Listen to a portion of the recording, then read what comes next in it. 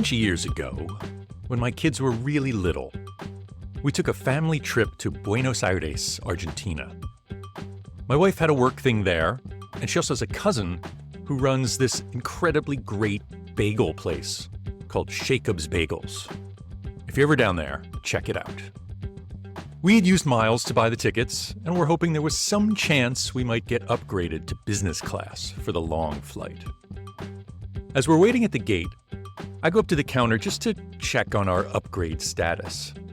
There's a woman in front of me in line, like dressed to the nines. She's giving off an energy, and you can just tell she's gonna be trouble.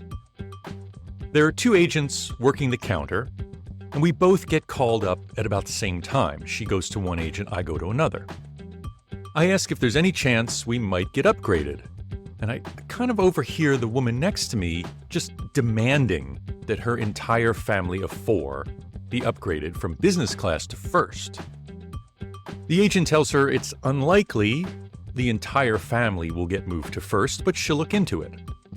And with that, this woman hits a whole new level of abuse.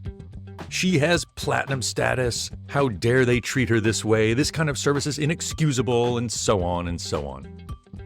And I notice the guy who's helping me is shooting this woman the side eye, and he's kind of aggressively typing away at his keyboard.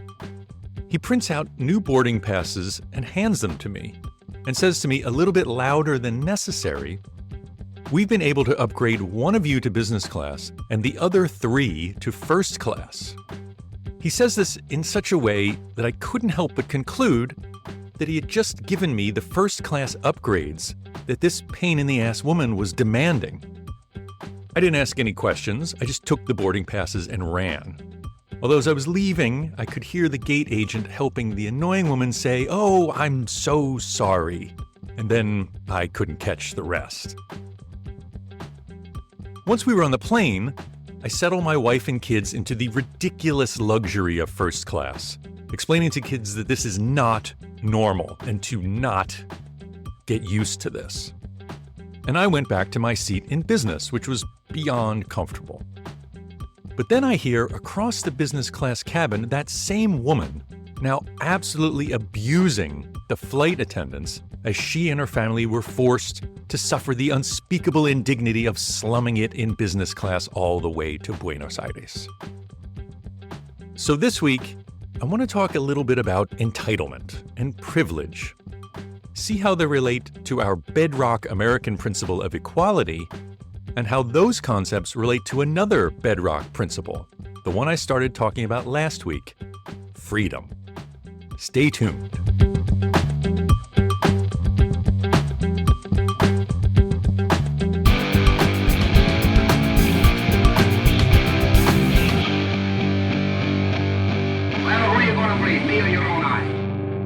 I'm Craig Borath, and this is The Great Ungaslighting, a podcast about the ways we all get conned into accepting a human-made culture that's out of sync with our human nature, and how we can fight back and put the kind back into humankind. But first, a word about a sponsor.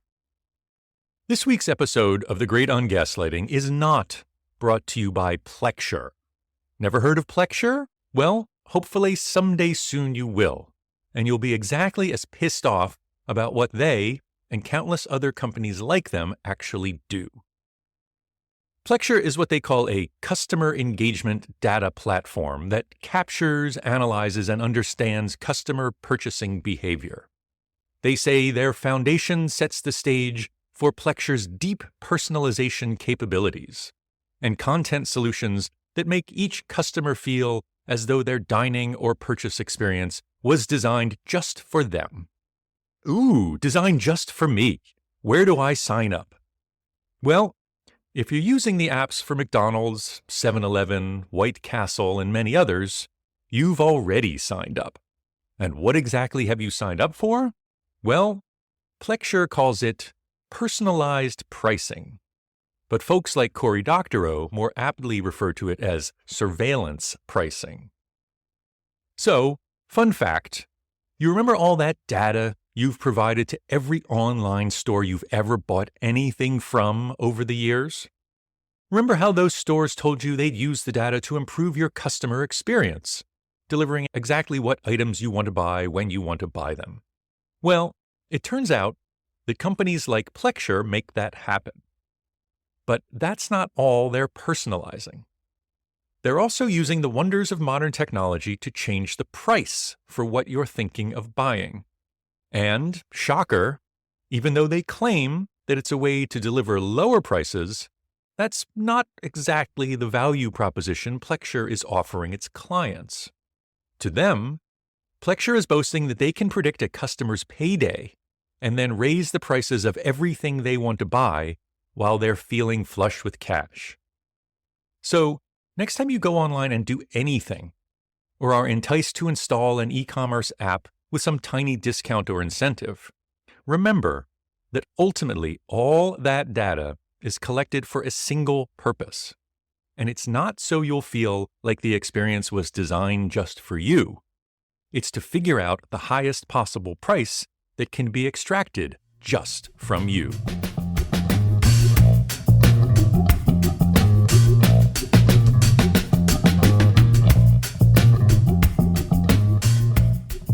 And we're back. There's obviously a lot of talk in the news about DEI hires, reverse racism, and all kinds of other grievance-inspired rants and raves. Now, full disclosure, I'm a white guy, but I've got eyes and a willingness to accept obvious realities that I encounter, regardless of what they tell me about unfair advantages and disadvantages that some folks might experience. But last I checked, it's currently 2024, right? While there's still plenty of argument about the effects of skin color in our society, at this point, there can't possibly be any objective, unambiguous advantages given to one group of people over another based on such superficial and long ago debunked characteristic. Well, the New York Times recently ran a piece about the APGAR test, which is used to test newborns on how they're adapting to life outside the womb. It is the first measure that a living, breathing human being gets. It's a 10-point scale, and a newborn can get up to 2 points on each of 5 metrics. One of the metrics is skin color. A baby gets 0 points if the skin is pale blue or completely blue with no pink areas. I think you can see where this is going. The infant gets 1 point if the body is pink but the hands and feet are blue, and 2 points, the top score, if the infant's entire body is pink. So, in the first few minutes of life, with the very first test a new human takes, it becomes clear that whiteness is the standard, and that you have an advantage just by virtue of your skin color. And the data support this, with APGAR scores being much less predictive of neonatal health for black infants than for white infants. And what that means is that healthy babies of color are more likely to be exposed to unnecessary medical interventions, which means they're more likely to be separated from their mothers, which disrupts early bonding and breastfeeding. They're more likely to be exposed to infection in ICUs, and the parents are more likely to have the additional stress and trauma of experiencing separation from their newborn child unnecessarily. Now, I have 2 children, and both happen to be white. Now, they're teenagers. And I've had the extreme good fortune to not have to care about any of this APGAR stuff. I mean, I never even thought about it until I read the Times article last week. But I can tell you for sure that black parents, because I've heard their stories, regardless of whether they were aware of the APGAR skin color test, experienced a labor and delivery medical institution very differently from the way I did. This kind of thing falls into the very politically charged category of white privilege. Now, how one responds to hearing the term white privilege can be very revealing, but it usually says nothing about whether or not white privilege actually exists. Spoiler alert, it definitely does. So let's break it down a little bit and see why this is such a difficult reality for so many people to acknowledge. First of all, It's important to realize that white privilege isn't the only privilege out there. It's probably the most politically charged, but I'd say it's not the most societally powerful. I think that position is held by wealth privilege in America or male privilege. But when lots of people hear about white privilege, they think it means that if you're white, then your life should be fabulous. You should hold an exalted position in our society. So lots of white folks who are struggling believe that their struggles mean that white privilege doesn't exist. After all, they are definitely not noticing any privilege coming their way. To those folks, I would say, white privilege doesn't mean your life is guaranteed to be perfect. It just means that of all the possible ways you're getting screwed, your whiteness is not one of them. What perks you get from your whiteness can easily be completely swamped by your underprivileged status in wealth, access to education, even whether your accent sounds smart or not to certain people. Another complicating factor in recognizing privilege is that it's often completely invisible. I mean, you don't really have a control version of your life, which doesn't experience your privilege, so you can compare the two. Whatever privilege you may be experiencing just feels like what is normal. Even for that woman on the flight to Buenos Aires, she's gotten used to traveling a certain way. So the upgrade no longer felt like a privilege, it felt like an entitlement. And I gotta say, getting upgrade on a flight is a perfect example of how quickly privileges can come to feel like entitlements for all of us, myself included. Business class is very easy to very quickly get used to. And of course, it's always easier to move up the status ladder than to move down. And it takes almost no time to acclimate to that higher status and feel that it's normal and deserved. But move down the ladder, and you may never fully adjust to the stress and anxiety and even shame of being downgraded, even if it's a status level you once happily occupied before moving on up. So, there are many categories of privilege throughout our society. They are powerful drivers of status and economic mobility, and yet they're often hard to see. And they've also been rationalized in ways that obscure the cause and effect relationship between the privilege and the resulting status. I've been reading this book lately called The Quiet Coup, Neoliberalism and the Looting of America by Mirza Baradaran, a law professor at UC Irvine and an expert on banking law. You know when you read something and it just seems to magically transform your understanding of reality in just a few sentences? It was like in that Danusha Lemaris poem we read way back when, Small Kindnesses, when she reveals to us the true dwelling of the holy, these fleeting temples we make together when we say, "Here, have my seat. Go ahead, you first. I like your hat." Suddenly, there's a reality in which fleeting temples exist every time we interact pleasantly with another person. Well, there's a paragraph in The Quiet Coup that did the same thing for me. It's early on in the introduction when Professor Baradaran writes, "Patently immoral practices like colonial subjugation, slavery, land theft, Jim Crow, segregation, and forced labor lasted so long that the theories that once justified them, like divine decree, no longer did the job. Instead of addressing the injustices that racist ideology had created, often those with the most to lose went looking for new ideologies to justify their unfair position at the top. First, Christianity, then Darwinian science, then the pseudoscientific babble of human IQ testing, then, as was the case at the end of the 1960s, economics." Economics? Really? Most of us tend to think of economics as observational, a study of the production and distribution and consumption of goods and services. It's a social science, after all, whose end goal should be the development and testing of theories to explain human behavior and interactions. Now, obviously, many economists have ideological points of view and they get picked up by politicians and transformed into policy. But that quote provides a sort of face slap moment. When it comes to neoliberalism, the economic water we've been swimming around in since the 70s, it was less about ideologues interpreting the economic theories to suit their world outlooks, and more about ideologues defining economic outcomes the way they wanted to, and then creating economic theories to suit those outcomes. And it's hard to argue that they've been anything other than spectacularly successful. So, if you believe, as Rick Perlstein wrote recently in the American Prospect, that elite status is proof of merit, and merit is that which leads to elite status, then you'll basically create an economic system that defines merit as whatever it is that elites currently have.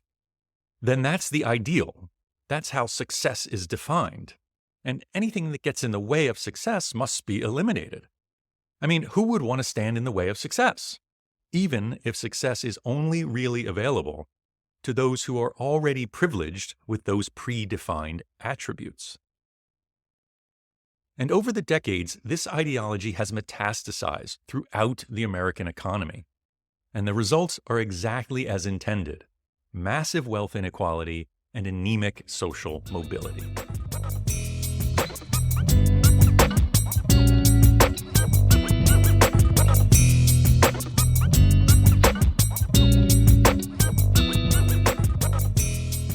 So, I wanted to tie all this in with last week's discussion of freedom, especially as it relates to equality.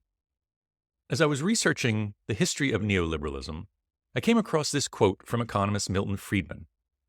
He said, "A society that puts equality before freedom will get neither.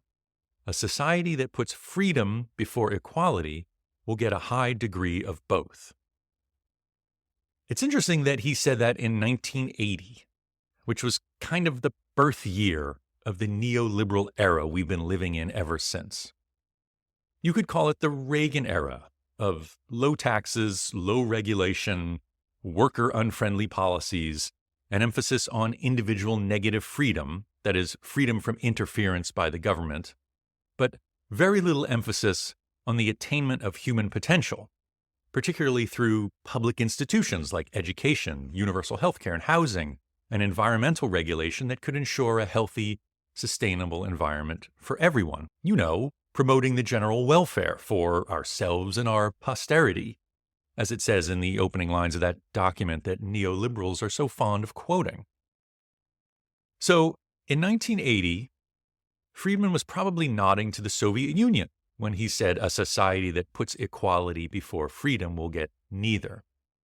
He's probably thinking about equality in Marxist terms, as in from each according to his ability to each according to his needs. Now, that sounds pretty apocalyptic if you believe that elite status is proof of merit, and merit is that which leads to elite status. Once you define your terms that way, anything that messes with the system is sacrilege and will threaten the natural order of things. Of course, there are other ways of defining equality and freedom than the way Friedman did in 1980. When I first began doing research for this podcast, I read Danielle Allen's book, Our Declaration, a reading of the Declaration of Independence in defense of equality. In it, she writes, "Political philosophers have generated the view that equality and freedom are necessarily in tension with each other. As a public, we have swallowed this argument whole. We think we are required to choose between freedom and equality. Our choice in recent years has tipped toward freedom. Under the general influence of libertarianism, both parties have abandoned our declaration. They have scorned our patrimony. If we abandon equality, we lose the single bond that makes us a community, that makes us a people with the capacity to be free collectively and individually in the first place." Her argument runs directly counter to Friedman's. It's not that putting equality before freedom will get us neither. It's that equality is a necessary prerequisite to freedom.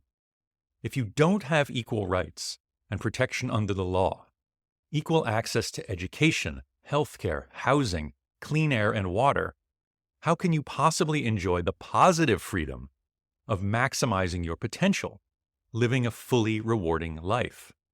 How can you secure the blessings of liberty, a right that the Constitution claims to grant to all people? So I disagree pretty strenuously with Friedman's claim that putting equality before freedom is a bad thing. It seems to me that if we're talking about the highest order of human freedoms, not just the freedom to do whatever you want regardless of how it affects other people, but the freedom to reach your greatest potential, then you really can't have freedom for all unless you have equality first. But I get it. People can disagree about their definitions of freedom and equality. And honestly, have we ever really tried to put equality before freedom in America? It seems like Friedman is warning against even trying such a thing, else we end up in some Stalinist hellscape. But we have implemented the second part of his statement. After all, putting freedom before equality is the entire basis of the neoliberalism that has dominated American economic and political life for 40 years. So, how's it working out? Has American society, which has clearly put freedom before equality for decades, achieved a high degree of both? I'm guessing if you ask the millions of Americans who are scared to leave their jobs because they need the health insurance, or the 500,000 people a year who declare bankruptcy due to medical debt, or anyone who holds part of the $1.75 trillion in student loan debt, they probably don't feel too free. And how about that high degree of equality that Friedman promised? Well, if you look at the Gini coefficient, which measures the gap between the incomes of a country's richest and poorest, the U.S. ranks roughly 106th. If you look at the World Economic Forum's Social Mobility Index, the U.S. ranks 27th. And the Human Freedom Index from the very libertarian Cato Institute only ranks the U.S. 17th. Now, I'm sure they'd say that if the U.S. wants to rise up in the ranks, we need even more neoliberal policies and less emphasis on equality. But given their track record over the past 40 years, and given that the countries above us on the list include Switzerland, Norway, Sweden, Denmark, Iceland, etc., it certainly doesn't look like the path to human freedom is marked by doing more of the same. So, the question I've been asking myself over the past several years, a question that prompted me to start this podcast in the first place, what can we do to jolt ourselves out of this libertarian Reagan era that we've been in for over 40 years, and get us into an era where there's more genuine equality of opportunity, more positive freedom for all of us to live our best possible lives? I mean, we've been in this era for a long time. And while it certainly doesn't feel like it right now, eras don't last forever. And while it's impossible to predict what will bump us into the next era, it's worth contemplating. I kind of thought that the COVID pandemic might have done it. After all, this was something we were all susceptible to and would take a commitment of all of us toward everyone else to ultimately overcome. But, unfortunately, it seems that the pandemic didn't quite bring us together as one big, happy human family. So, if it's not something massive and global like a pandemic, maybe it's something smaller and seemingly more innocuous. Remember a bunch of weeks ago I talked about how the movie Jaws changed the entire country's view of sharks and swimming in the ocean literally overnight? While this isn't happening nearly as quickly, it does seem that our general view of tech billionaires seems to be shifting quite a bit.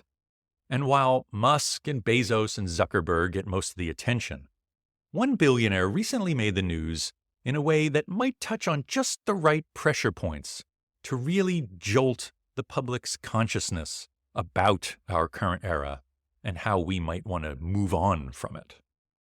LinkedIn co-founder Reid Hoffman recently donated $7 million to a super PAC supporting Kamala Harris.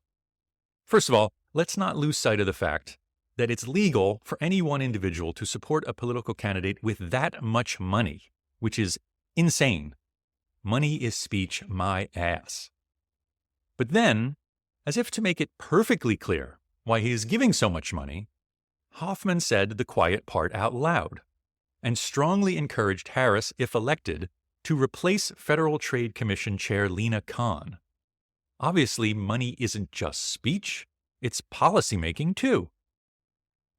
And this is one particular policy that gets at the heart of everything we've been talking about, the whole neoliberal enterprise of justifying some people's unfair advantage, and that is monopolies. You see, Lina Khan, as head of the FTC, has finally been enforcing America's antitrust laws and is pushing back hard on the countless monopolies that have run rampant over our economy throughout this Reagan era. It's possible, when we look back on this era and finally understand what it was that ushered in the new era, it may just be the obscene monopoly power that so degraded our freedom and our equality that finally caused a sufficient number of Americans to say, enough, it's time to do things differently. Well, that's it for this week. If you like this episode, please share it with anyone else you think might find it interesting. And until next time, be kind to yourself, cut each other some slack, and use your fucking turn signal.